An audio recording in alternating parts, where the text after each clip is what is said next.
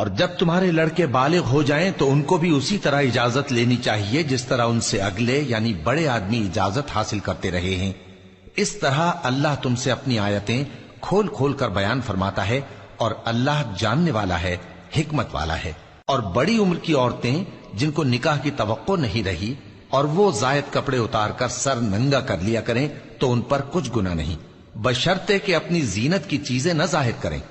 اور اگر اس سے بھی بچیں تو یہ ان کے حق میں بہتر ہے،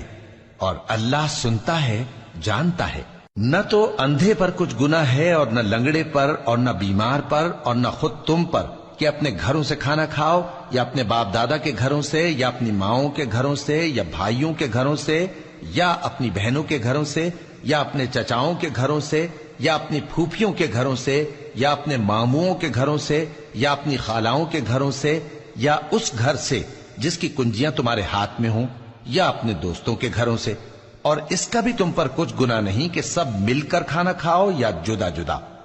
پھر جب گھروں میں جایا کرو تو اپنے گھر والوں کو سلام کیا کرو،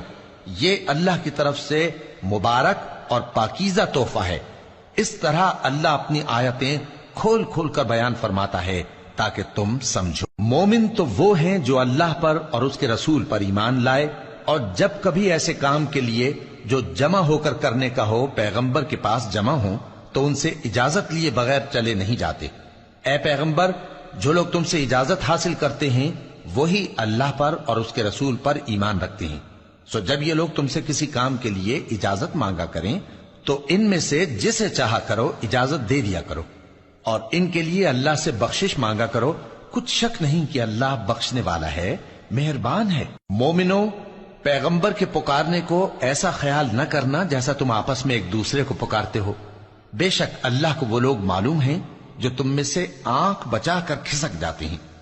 تو جو لوگ ان کے حکم کی مخالفت کرتے ہیں ان کو ڈرنا چاہیے کہ ایسا نہ ہو کہ ان پر کوئی آفت پڑ جائے